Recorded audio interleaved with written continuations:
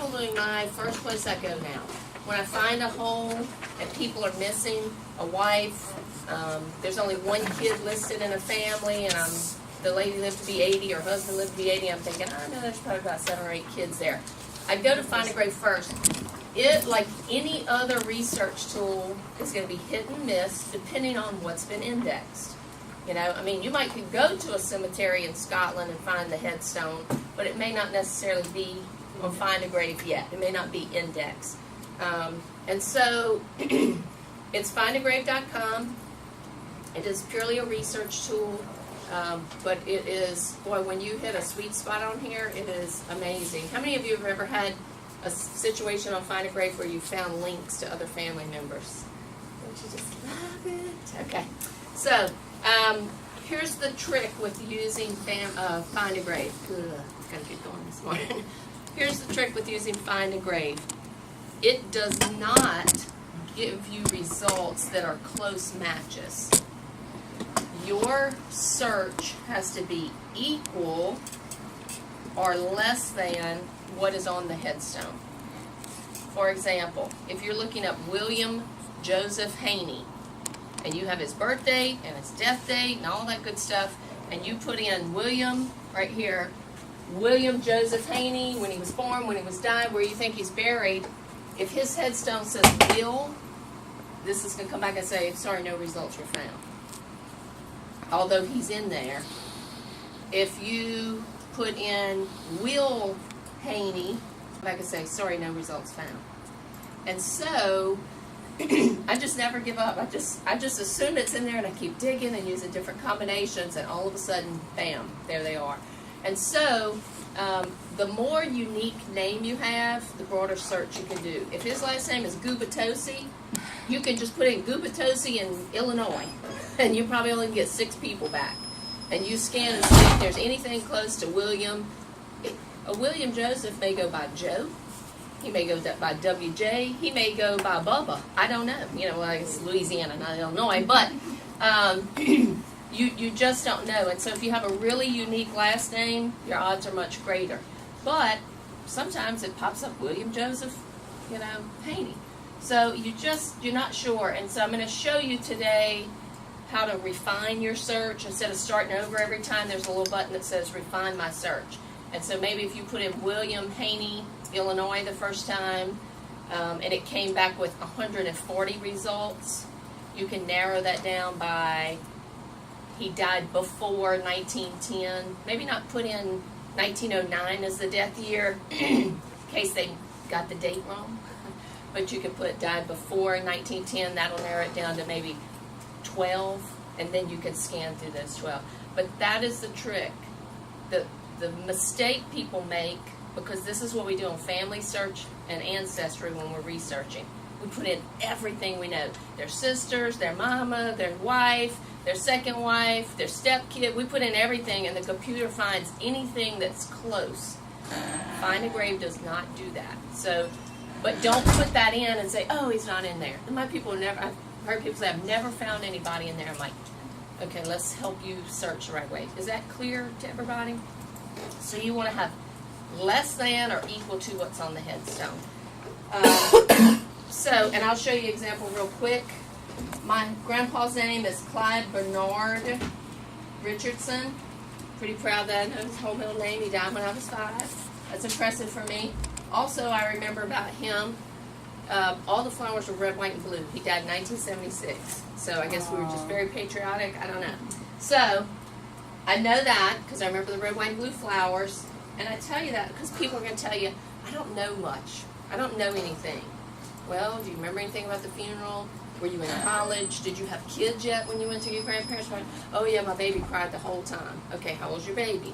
And you can kind of narrow down when someone, does that make sense? Because, when a lot of times when you work with somebody, oh, I don't know anything about it, you have to help them realize how much they do know. And so, I know he's buried in Louisiana because that's, the motherland, and I'm going to search.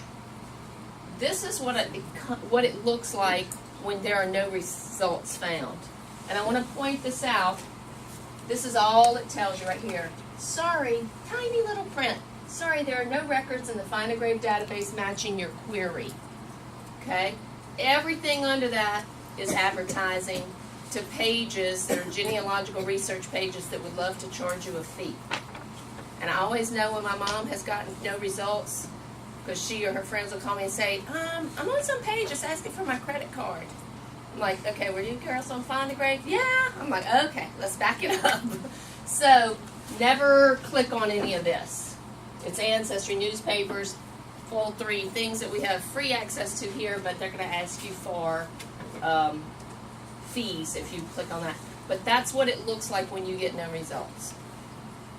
And the page always looks the same. There's always that little Ancestry newspaper thing at the bottom. And so when you get that, instead of just saying, oh, he's not in there, I'm going to go to this up here. Do you see this little tab? Refine last search is what that says. So maybe I put too much information. I'm going to take out his middle name. It automatically took out the year that I put in there. I'm going to leave Louisiana because I know he's buried there. That is a given. That if he's in the system, he's in Louisiana.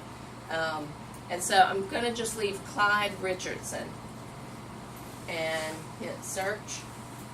That narrowed it down to 7. I can easily skim these 7. There's a Clyde A, that's not him. There's a Clyde B, death year 1976, Louisiana, that's where my people are from, so I know that's him. But you see how easy it is now to narrow it down? But his headstone does not say Bernard, it has the letter B. So he's in there, I just had to put the right search in there. And then these little icons, the little headstone icon means there is a photo of the headstone. We love that because sometimes you can glean extra information.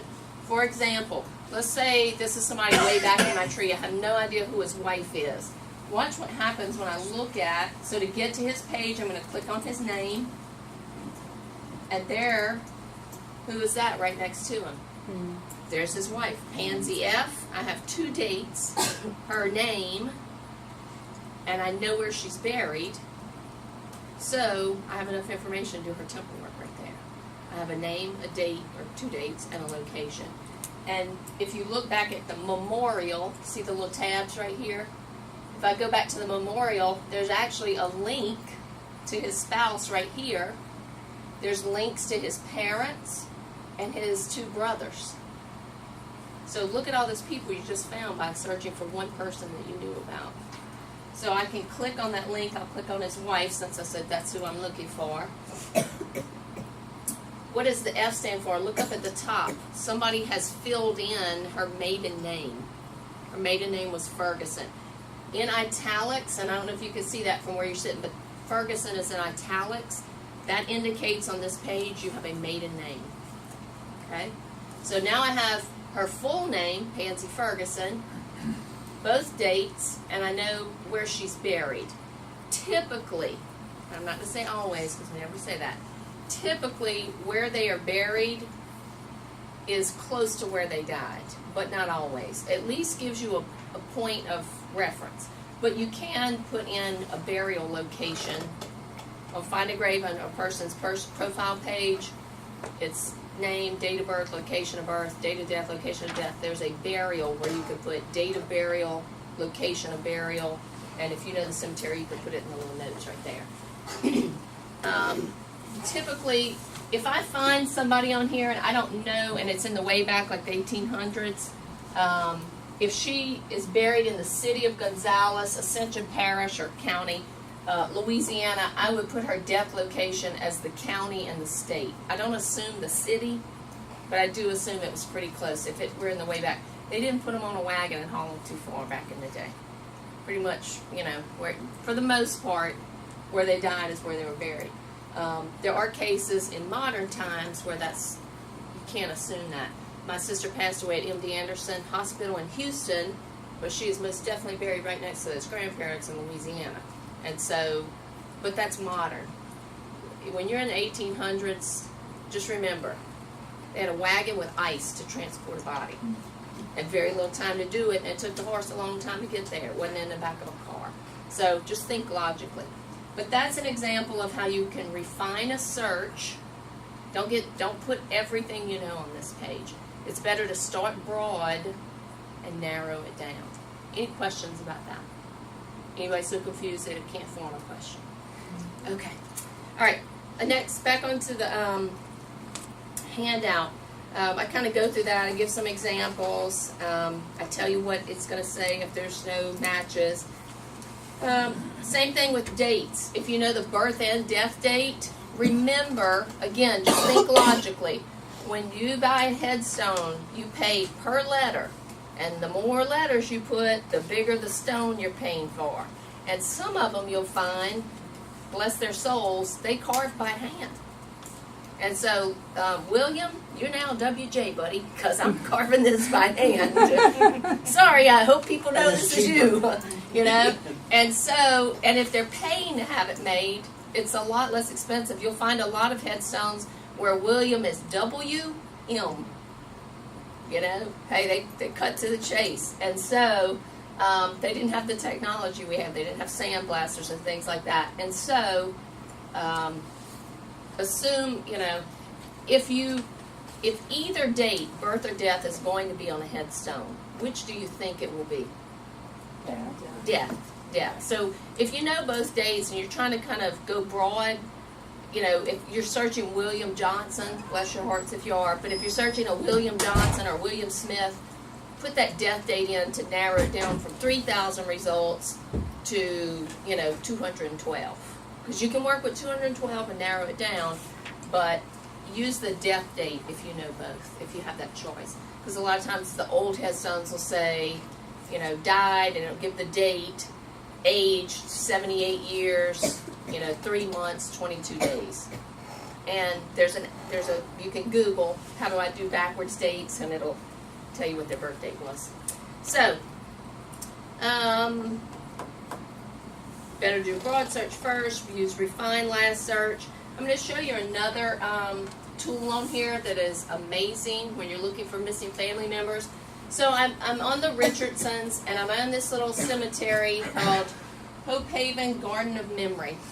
Okay? Did many a service project cleaning graves in there as a youth growing up in the area.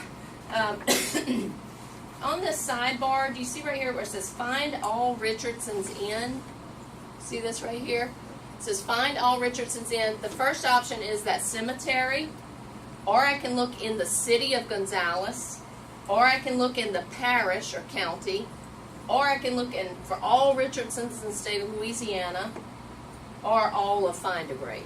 Now, again, that won't help you very much unless it's such a unique name. There's only 3 people in the country named that. But if I look for all Richardsons in that cemetery, sometimes you'll find a stone that looks exactly like, for a lady, this looks exactly like the man that you found. Their dates match up, and it gives you a real good clue that that's probably his wife. And then you can say, okay, let me see if I can search on Ancestry or Family Search for a census record that has this husband with a wife named Flora. Don't you love women that name Flora instead of Mary or Elizabeth or Sarah? So, but that way you get a broad, you can search that whole cemetery for people with that name. Or, for example, I'm going to go back. What if, okay, she's Pansy Ferguson. Here are links to her parents. Look at that link. I have his stone, and then I have his obituary. That's a gold mine. People put, and again, it's just hit and miss as to what you get or what you don't get. But boy, when you get a page like this, it's got an obituary, dates, a picture of the headstone, the spouse, the children, you get real greedy. You want that every time you pull it up. But you can go through his obituary, which this is fairly rare because this was in 1947, but it lists all of his daughter, his wife, his kids. It lists in brackets their spouse's names, much like a very modern obituary does. And so if you did not know all of that information, it lists all his sisters with their married names. You go through like a detective, and this is a gold mine. You can't get enough of it. And so, but even if you didn't have that, there's a link to every one of those people. Here's his wife. And this is what I was saying by, if I would have didn't have his wife linked, and I would have looked at lady's last name Ferguson and found that headstone with that motif. If you look at his motif and headstone, very similar, same stone, same cut, and things like that. And so that gives you a good clue that you're on the right track. Does that make sense, everybody? Anybody have a question yet? Okay. All right. And if you ask a question, it needs to be easy. Okay, go ahead. Tell me the best way if you don't know a death date, but you know it's before. Okay, let's do a search like that. Let's say, let me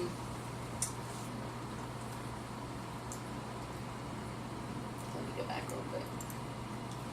Okay, his wife's name was Alice Ferguson. So let's say,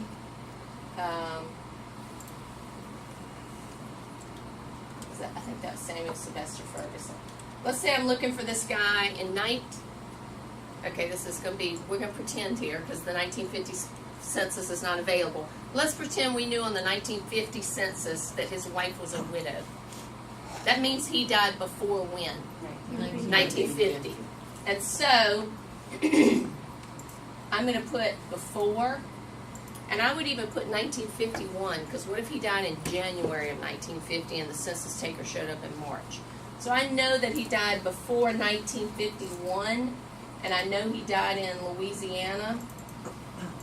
And let's say I don't even know his first name. I just found her as Alice Ferguson, widow on the 1950 census. So I know her husband died before 1951. I know she's buried in Louisiana. She was living in Louisiana. So I would do a search. That gives me 416 matches.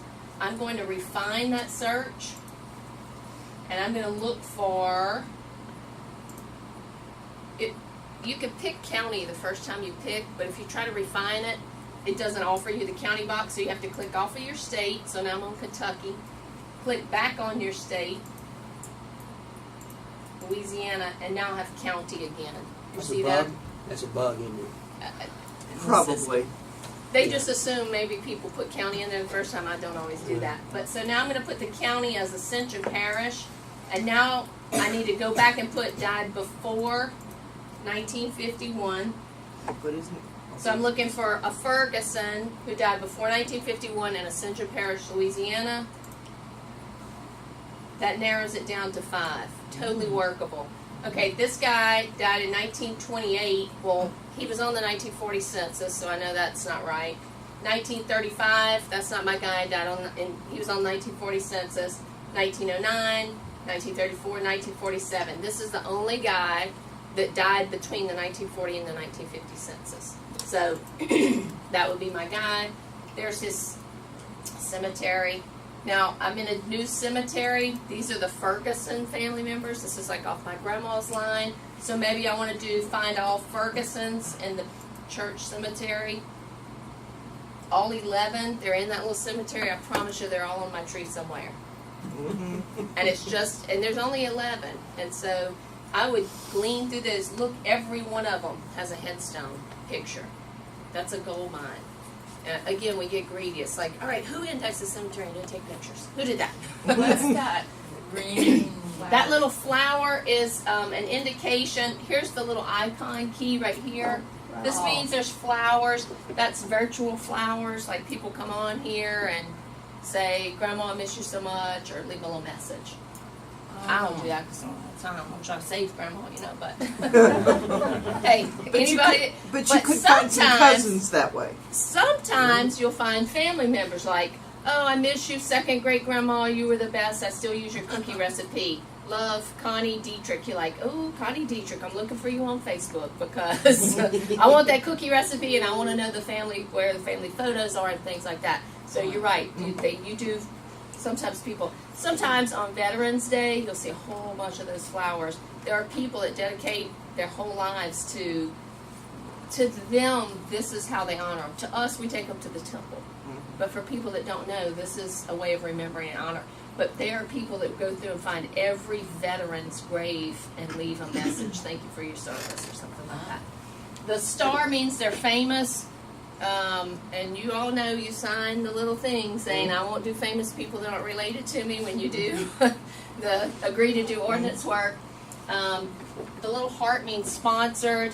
That would be like, maybe my sister passed away a few years ago. If I didn't want anybody editing hers, I could claim it and sponsor it, and that means nobody can make changes to it. It's very rare that people do that. The photo icons are what we love. This is a little, it looks like a little Mona Lisa when you look at it up close. That means there is a photo. It is not necessarily a portrait. For example, sometimes it'll be a photo of their death certificate, which, while portraits are awesome, photo of the death certificate is very handy because maybe we find parents' names on there. And then the little headstone is, of course, means a photo of the headstone. Yes, You sir. know, when you talk about the flowers on my family, I was looking, there's one lady who put a message on there. She shares the same name as her great-grandmother. And she said, "Thank you very much, and I wish I could hug you." You know, just something nice. It was nice to see because somebody is really looking Who's for connected? family. Yeah. Connected, yeah. So that's what the little icons mean. And so when you find a cemetery like this, it's great. Find a grave is where I find the most infants that are missing from families. A lot of times you'll find a family, there's 6 kids, you're like, all right, good for you, moving on. But then you realize, there's a big gap between 1884 and 1890. Now, you know that woman did not go 6 years, bless her heart, without having a baby. So I'll go into that cemetery maybe where the parents are and look for that last name with a death. You know, Ferguson, that's her maiden name, Melanson. Look at her sister, Elizabeth May Ferguson.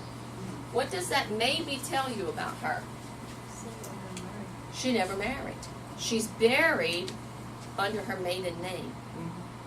Now, she might have in more modern times, she might have had a very bad marriage and took her maiden name back, but that's not typically the case in the 1800s. And typically when I see somebody that lived from 1887 to 1966, I'm going to wear myself out looking for a spouse. This is a very good indicator, Jill, move on. There's no spouse there.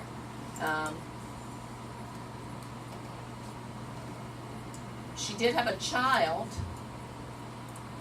Minnie George. So now what should I be looking for? George. A marriage record for a guy named George, and there probably was a divorce. Okay, for whatever reason, some reason, there's a mystery there. For some reason, she's buried with her maiden name, but her child was named George. And so who would you research here to find that father? Research Minnie. She's got a unique name. And what do you think her middle name possibly could be? May. May, after her mom. So there's some clues there to work with. But always use these links and dig deep. Again, here are some other sisters. Lillian Ferguson Melanson, so she probably married a brother or cousin of her sister. This is like very narrow tree right here. Here's a brother. Let's see, he lived to be 68. Sure enough, there's a link to his wife, Lily Harrell Ferguson. There's her maiden name. If we link to her, we could probably, when you hit a spot like this, you're like, I'm be up till 3 a.m. And if you ever fear, like, oh, how do I get back to this because I don't want to stay up till 3 a.m., my quickest trick is I always have my cell phone. I just take a picture of the screen with my cell phone. And it's sitting right there in my picture roll where I cannot lose it. I have many scraps of paper in my house, but I have more pictures on my phone. Let me show you how you can get back to people. You see at the very bottom, let's see if I can scroll down a little further. This says, the very bottom thing, find a grave memorial number 427-51963. That is a unique number to that person's page. And so, I asked Brother Gentry, because he's really trying to be star student, he came to our Friday morning class and brought his wife back. He brought a friend to our class today. And he did his homework. He went home and played around with it. And he found, for a relative, what he felt like was a gold mine. And I just want to use it as an example to show you just what you can find on these pages. So I'm going to do begin new search. And I'm not going to ask for her name. I'm just going to ask him for her number. Because he paid attention. He wrote down the number. I'm so proud of him. 593-7253. Okay. And there she is. What he found is not only, all of these lovely links. There's a little bio. Wife of Aaron Freeman Jr., mother of Daniel, Green, Elizabeth, Sarah, Lavina, Elvira, Mary, Ira, Jency, Samuel, William, James, and Rachel. She was part Choctaw Indian. Okay? There's her link to her spouse, all those lovely children. And look at this photo right here. I had no way to print it. That's why I wanted to We'll print it from here today. print This it. is a section of questions that someone typed up and asked her questions, and these are her answers. What is the name of the ancestor of your wife through whom you claim for her the right to be identified as a Mississippi Choctaw? Answer, Lorenzo D. Wood. Is that as far back as you can go? No, sir. I got all day. Give the ancestor of your wife's father, Henry Wood. Is that as far back as you can go? Albietha Freeman. What was her husband's name? I don't know. How much Choctaw blood does she have? 1/2. I mean, that's a significant amount right there. Anyway, it goes on and on about the land they lived on and all that kind of information. That is a gold mine. That is your ancestor speaking to you. That is a voice from the dust. So these are the types of things that people are posting on him. And it says at the bottom, it gives a description. It says, sworn deposition from Abraham B. Webb describing Alabeth, little Alabama in there, just beat us last night in the ball game, describing Alabeth Ball Freeman as half Mississippi Choctaw. And so it goes through this interview. You know, you have a lot of people who are not members of the church that are driven by the spirit of Elijah. They don't really know what drives them, but it does. And this is a place where they can go. This is a free website they found. They don't all know about Family Search, and they don't all want to pay for Ancestry. And so they're posting to a place where they think researchers come, and we are. And that, if that were me, I would copy that and I would paste it and attach it to both this Abraham and these other people mentioned in here. I would post it to their profile in the memory section as a document or a photo and move it to Family Search. Family Search, let me tell you, when you move these grave photos, sometimes you'll find family portraits on here. When you find things like that and you put them on Family Search, the servers for Family Search are in a granite mountain that is built to withstand, and I have a feeling consecrated to withstand any tumults of the earth that we can throw at it. So when you put things on here, you're basically entering them into the book of life, so to speak. And so, Family Search is known as the Tree of Adam. And the contents of that will be what make up, this is what we're doing to bring about the Savior's work and His glory.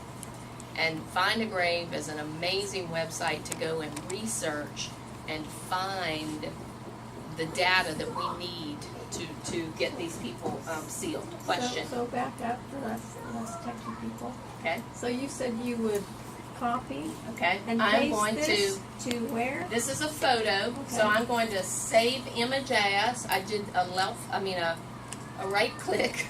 I'm backwards from you guys. I did a right click, save image as. Whoops. And I want to put Abraham Webb interview, or whatever you want to call it, that you'll remember it. I'm going to save it on my desktop because I'm not a techie person. I'll never find it again if it goes somewhere else. I'm going to save it. And then, what is his Family Search code? It's a woman. Okay. Her I'm going to go to Find on Family Tree.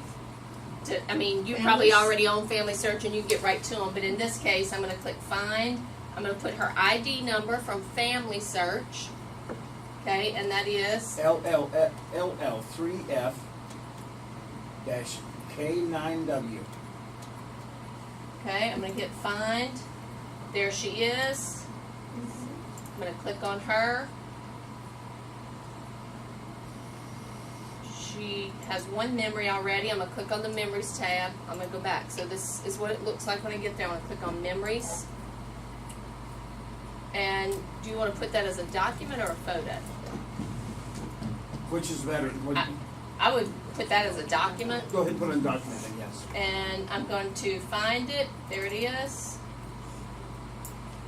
Upload document.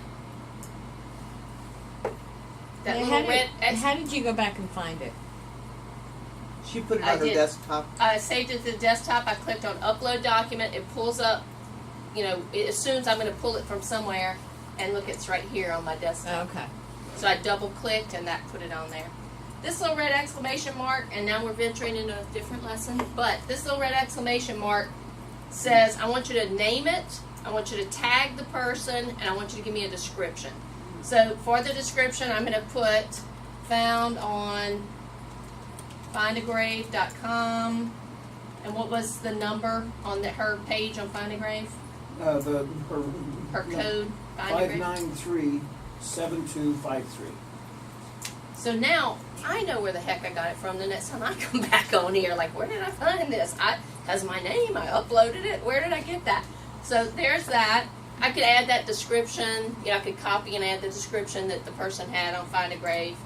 Title, deposition. For, I don't know who done it, but it was for It was Beth. Abraham. And I'm not sure who done it, but It says sworn. I'm going to just copy this right here. Yeah, just go ahead and do it. Copy and paste and save, and then click the photo to tag her. I'm just going to look. I'm going to move this little box, make it kind of small, and I'm going to find her name right there and tag her. And so now when I go to her, it shows me where her name is in the document.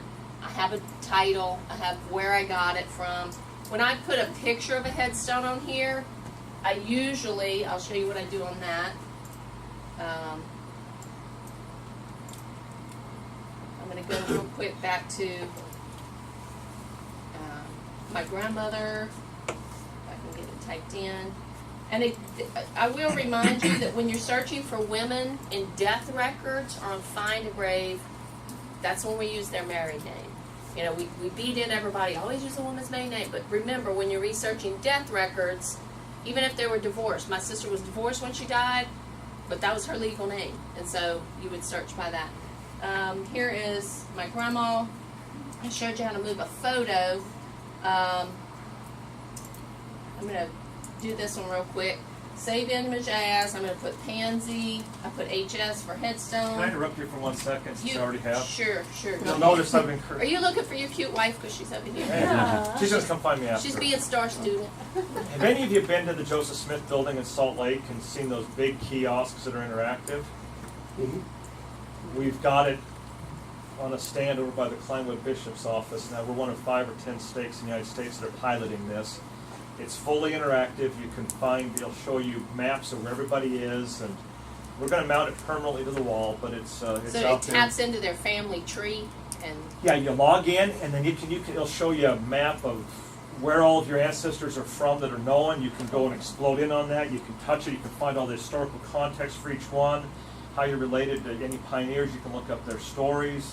We're just going to encourage people to go play with it. So thank the you. concept is assertive volunteering. It's That's exciting. how I got this for us. We assertively, most of you've seen it, right? Because we were there, they Yes. showed it to us. So assertive Where volunteering. is it being presented? Right by the second preparation room. My favorite thing about this is it makes people real. Absolutely. It Wait till you makes see them it. people. They were from different places. go- They wore different outfits. It's really cool. So definitely play with Go that. sneak by. I'm gonna let them out 5 minutes early. Jill, Okay. Yes. I got one question. A few years ago, when they started this program, that unique number with people, somebody told me it had a meaning, what the letters were in it. Have you ever heard anything about that? No, that's above my pay grade. Well, I've never It was I've kind never of heard. significant, I You can- remember that. I've never heard. The only thing I know about it is unique, and so when I'm researching people and I want to get right back to that William Bell, I write down his code because I know there must be a million William Bells in there. Whether And it has so- numbers in it and letters and certain things that. It's like my social security number. I think it tells you stands for something, but I else. don't It's know not- It's not generated, I don't think. I don't know anything about Okay. it. So But Family Search and Find a Grave have unique identifier numbers. You want to jot those down if you want to get back to them easily. So let's, for example, let me do this one real quick. I'm going to save, oh, I already saved this. Yeah, there it is. So let's say I want to save my grandma's picture. I go to her on my tree. I can find her without the code. I'm that good. All right, so here she is right here.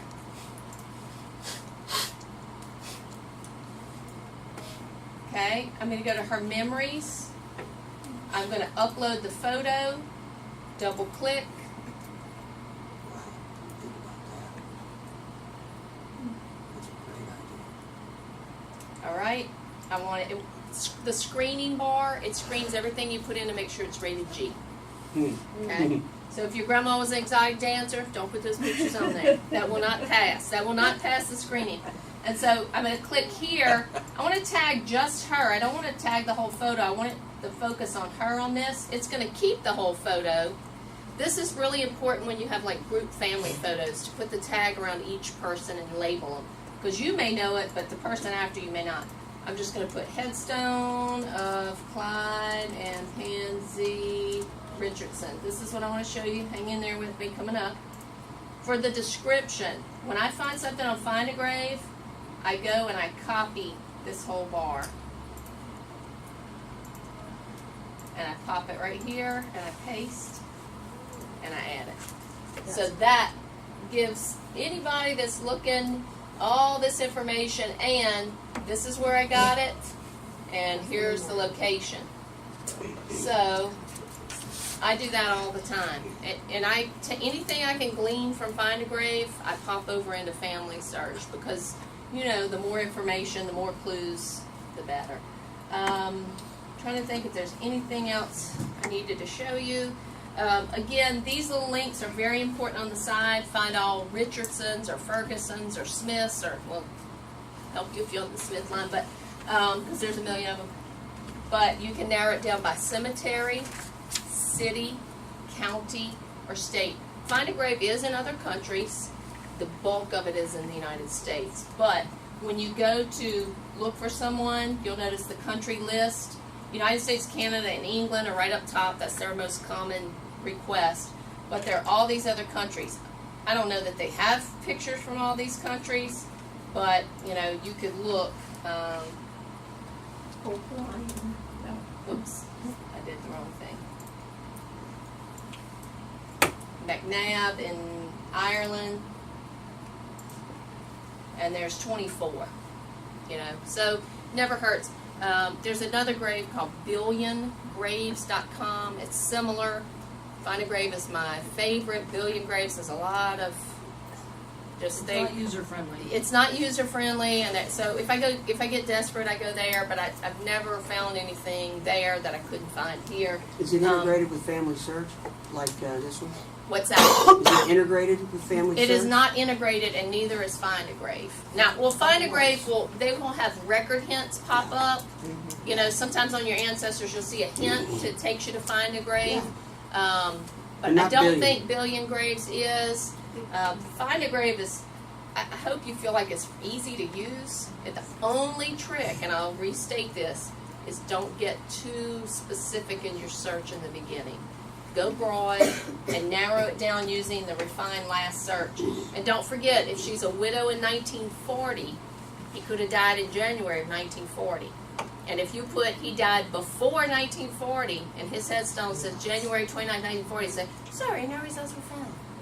I'm just glad it doesn't have a voice, it would irritate me. The only thing I would say is, if you don't already have a Find a Grave account, set one up. Because if you come across WJ whatever, you can go in and submit an edit to his full name. Okay, So and I'll you show you help how the to do next that real person quick. who comes along So when you go to looking for it. Find a Grave, the home page, right here, it says sign in or join now. They do not send you ads. They don't send you anything except if you go in and post a picture or make an edit, they'll send you a little email saying your edit has been completed. Because you submit the information and then they, whoever they are, actually go in and make the correction. And so to become a member, you truly just put your email and password, And you can put a public name, like mine says Jilly B. It doesn't say Jill Bluth. You know, please look me up and send me spam, you know, or hack my email address. So you can put a public name. It can be, you know, some people put grave searcher, you know, just whatever name they want because they don't want to be public. But it's that simple. If you want to, that little blue box, you can put in your zip code, and that way they know which cemeteries are close to you. And if you say, do you know what, for family home evening, we're going to go, you know, people submit requests for photos. Like when we went to Italy earlier this year, I looked at the Florence American Military Cemetery, and I looked for people requesting photos of their ancestors, their great-grandpas, their grandpas, their great-uncles, military graves, because they'd never been there or seen it. And so I looked for, you know, I think I did 5 or 6 that looked like they were from family members making the request. Went to the cemetery, did some of those, and that's also, as a member, you can go take photos and submit them to Find a Grave, and you know, it's amazing to be able to do that for somebody. And I'm not saying we all have the time to do it. I definitely don't spend my time. I don't have that much time to go out, but this is a great, for your benefit, or keep this in mind, this is a great Eagle Scout project for kids that are not interested in laying concrete or painting park benches.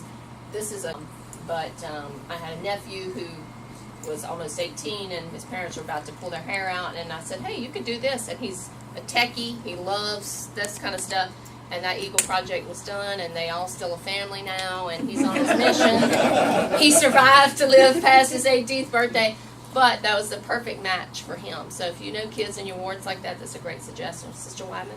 I was wondering, when you go do that, do they tell you, do you submit, like, here's, I'll show you how don't you do it. duplicate, I wouldn't want to duplicate and- somebody No, else's you don't. work. There's requests. I'll show you right here. And also shows where you look for requests. that you're Okay, gonna go so you go to somewhere. the Find a Grave main page. Right.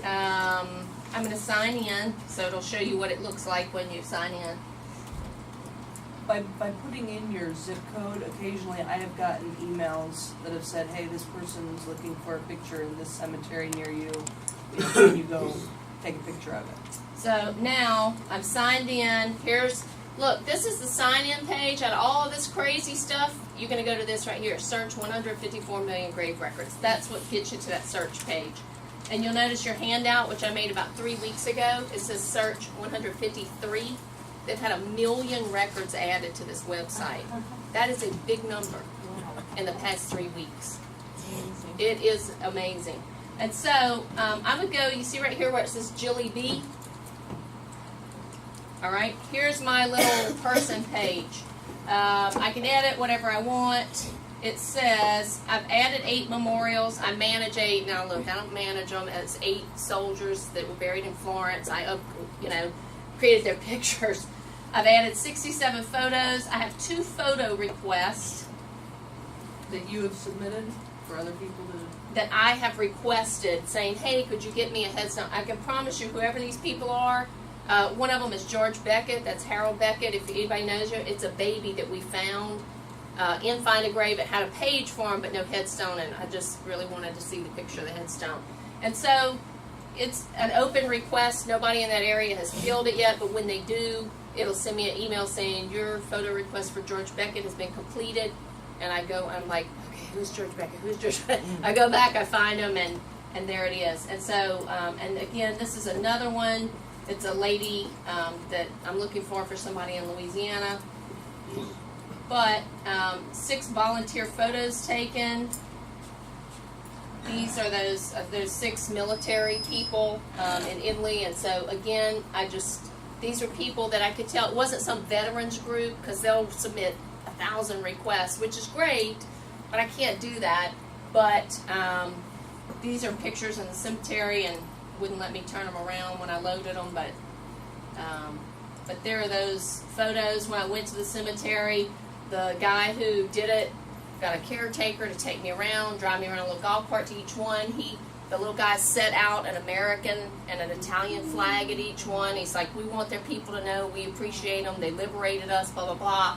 And he brought some kind of material that he was like a little semi-permanent concrete. He was gonna put in the letters so it showed up real good. I'm like, oh, I'm on vacation, I don't have that much time. No, I'm just kidding, the pictures came out great without it, so we didn't do that. But, you know, so grateful you come, so happy to help you. And I told him, I'm putting these on a website in the United States where everybody can access it. Oh, that's wonderful. He gave me a little packet to send to him, and I mailed it to whoever had requested the photo. It had an American flag that had flown over their grave on Veterans Day. The Italian people put those out. Anyway, it's a very neat experience. It's very humbling to go somewhere and see something that somebody really wants to see, but you get the chance. So those are photos I've taken. And again, I'm not doing a lot. I just do what I can. Here's photos just transcribed. If you want to do something for a youth service project, or just you have some time, this is like indexing. These are photos that people have taken. The photo comes up and you index what's in that photo, and I don't know why it's not coming up. But basically a picture of a headstone should appear here if the link weren't slow. And then you would just type in last name, first name, middle name, birth date, month and day, whatever's on the headstone. If it said, loving wife of Heber Carlton, you would click on add more details and then have a place for, inscription. You could type in what that said. So that's basically indexing on Find a Grave if you want to do that. But it'll see photo volunteer, request near your home location or current location. So I can do that. That's kind of slow. I'll put in a zip code, 77379, and I'm going to put search. So these are all the photos here within, it says right here, 5 miles of 77379. These are photo requests of people that are wanting photos in this area within 5 miles of my zip code. So that's how you fulfill. And so you're not, if you want to do a whole cemetery, what you can do is look up the cemetery, like we did Huff Smith on Friday, Huff Smith in Texas.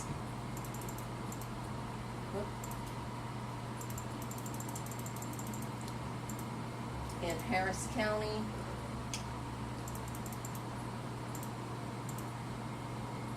It's because it has 2 F's. Oh.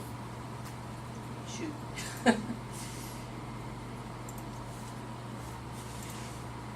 Yeah, doesn't give you close matches on anything in this page.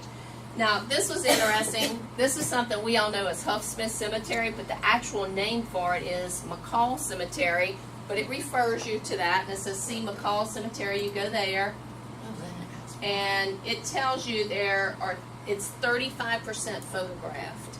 So that is one where you would click here, upload headstone photos. If you want to go out and do a cemetery, it'd probably be best to contact them and just get a list of photos they need, or see me for more information about that if that's something you want to do, because you definitely don't want to duplicate them. But great project for kids that are in service clubs and high schools that they need service hours. It's easy. You're not digging ditches. You're not weeding anything. So, and you actually spelled it right, but because it was on it there was with 2 on Fs. with 2 F's, it came up. Yeah. So, that's Find a Grave. When you can find a place where you find those links, it's amazing. When you can find photos, it's really, really amazing. But this is probably my first go-to when I find, Todd Huffmeister, and he's not listed with a wife. He lived 80 years, and I'm thinking, somebody was baking your biscuits for 80 years. I know you didn't do it on your own. I look for his burial. When I'm looking in a family and I can't find the parents, I look for the kid with the most unique name, the most searchable name. I don't do John, I don't do William, I do Lincoln or something like that. And if I had a Lincoln, I would put L-I-N-C, because that will pull up Lincoln. If I have William, I put in Will. That'll pull up Willie with a W, Willie with an I-E, William. If I have a William Joseph, I'll look for maybe W.J. Blanchard. You know, just play with it. This, like anything else we do in here, you have to go home and play with it. That's your homework. You have to go play around. This is what I suggest to people. Start with the people you know. Start with your grandparents. You know, start with, and I'll tell you this, and you do what you feel like you want to with your time. I don't bother transferring my grandma's portrait from Family Search to Find a Grave. But I do take what I find on Find a Grave and bring it back to Family Search. Does that make sense? But you can glean a lot of amazing information from Find a Grave. It's awesome. You find a lot of babies this way that never lived to see a census, and so